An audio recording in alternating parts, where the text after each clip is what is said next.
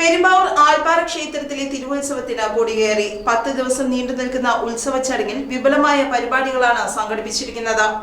തന്ത്രി മുഖ്യൻ ബ്രഹ്മശ്രീ ഭദ്രകാളി മറ്റപ്പിള്ളി മനക്കൽ നാരായണൻ നമ്പൂതിരിപ്പാടിന്റെ മുഖ്യ കാർമ്മികത്വത്തിലാണ് ആൽപ്പാറ ക്ഷേത്ര തൃക്കൊടിയേറ്റ് നടത്തിയത്. തുടർന്ന് നൃത്ത പരിപാടികളും അരങ്ങേറി. പിന്നീട് നടന്ന കൊടിയേറ്റ് സദ്യയിലും നിരവധി പേർ പങ്കെടുത്തു. ഉത്സവ ദിവസങ്ങളിലെ പ്രധാന വഴിപാടുകളായ അഹസ്, അന്നദാനം, ഉത്സവബലി, പ്രസാദകൂട്ട്, പൂമൂടൽ, സർപ്പപൂജ, എണ്ണ, ഉടയാട, നവകാഭിഷേകം എന്നിവ ഭക്തജനങ്ങൾക്ക് വഴിപാടായി നടത്താവുന്നതാണെന്ന് ക്ഷേത്രം ഭാരവാഹികൾ അറിയിച്ചു. അമ്മേ നാരായണ, നമ്മുടെ തിരുവിതാംകൂർ ദേവസ്വം ബോർഡിൻ്റെ കീഴിൽ തൃക്കരിയിൽ രൂപപ്പെട്ട ആൽപ്പാറ ഭഗവതി ക്ഷേത്രം പഴയ ചരിത്രം വെച്ച് നോക്കിക്കഴിഞ്ഞാൽ ഏകദേശം 1500 കൂടുതൽ വർഷത്തെ ഒരു സ്വയംഭൂ പ്രതിഷ്ഠയായിട്ടാണ് എല്ലാ സ്ഥലത്തും അറിയപ്പെടുന്ന ഒരു ക്ഷേത്രമാണ്. പെരുമ്പാവൂർ മേഖലയിൽ തന്നെ ഈ അടുത്ത ചുറ്റുപാട് തന്നെ ആൽപ്പാറ ക്ഷേത്രം വന്നതിന് ശേഷമാണ് മറ്റെല്ലാ ക്ഷേത്രങ്ങളും വന്നിരിക്കുന്നത്. ഇവിടെ ഒരു ഉത്സവാഘോഷ കമ്മിറ്റിയും അതുപോലെ തന്നെ ക്ഷേത്ര ഉപദേശ സമിതിയും വളരെ ആക്റ്റീവായിട്ട് പ്രവർത്തിച്ചാണ് ഇവിടുത്തെ കാര്യങ്ങളെല്ലാം നടന്നുകൊണ്ട് പോകുന്നത്. ദേവസ്വം ബോർഡിൻ്റെ കീഴിലുള്ള ക്ഷേത്രമാണ്. 3 നേരം പൂജയും അതുപോലെ തന്നെ 13 പ്രതിഷ്ഠകൾ. ഇന്ന് കേരളത്തിൽ തന്നെ അങ്ങനെ വളരെ അപൂർവമായ ഒരു ചരിത്രമുള്ള ഒരു കാര്യമാണ് ഇവിടെ ആൽപ്പാറയിൽ.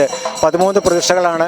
2 പ്രധാന ശ്രീകോവിലും അതിൽ ഭഗവതിക്ക് പ്രാധാന്യമാണെങ്കിലും കൊടികയറി ഉത്സവം നടക്കുന്നത് നമ്മുടെ മഹാവിഷ്ണുവിൻ്റെ ക്ഷേത്രത്തിലാണ്.